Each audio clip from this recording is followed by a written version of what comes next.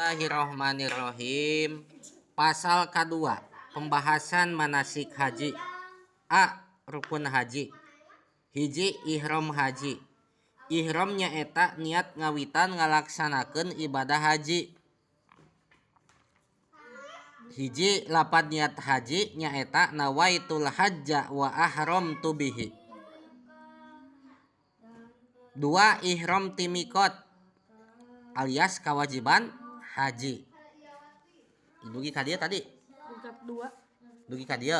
Dua terakhir. Dua itu. Dugi ka dieu. Mikot jamani nyaeta batas waktu ngalaksanakeun haji. Mimiti tanggal hiji Sawal nepi ka bijil pajar tanggal 10 Zulhijjah. Mikot makani nyaeta batas tempat pikeun ngamimitian ihram haji. Kita ngabahas rukun haji heula. Rukun haji teh hiji ihram haji. Rukun haji teh nomor kahiji kan rukun haji teh ihramnya. Naon ari ihram haji teh? Ari ihram teh nyaeta niat ngawitan ngalaksanakeun ibadah haji. Jadi ihram haji teh naon? Niat ngawitan ngalaksanakeun ibadah haji. Kumaha lapad niat haji na? Nawaitul hajja wa ahramtu bihi. Nawaitul hajja niat abdi haji wa ahramtu bihi jeung abdi ihram haji. Eta lapad niatna. Nah, ari ihram haji teh kan wajib timikot. Ngalaksanakeun ihram haji teh wajib naon? Timikot. Nah, ari mikot teh aya hartina teh naon? Wa batas mikot teh. Batas hartina mikot.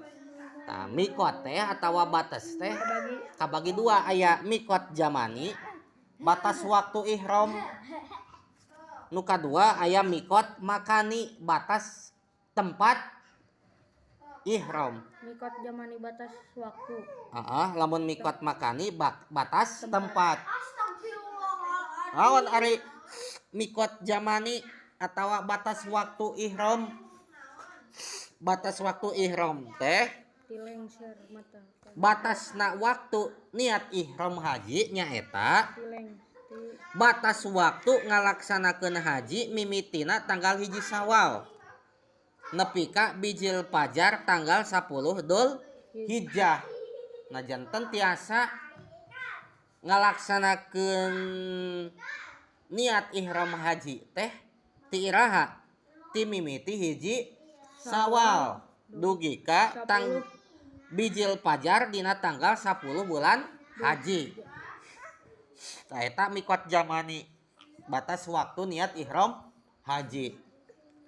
Nu kadua aya mikot makani batas tempat. Batas tempat pikeun ngalaksanakeun niat ihram haji. Di mana batas tempatna? Nyaeta engke bakal dijelaskeun. Di dieu teh acan dijelaskeun. Ulah sagawayah di suatu tempat ngalaksanakeun niat ihram haji teh.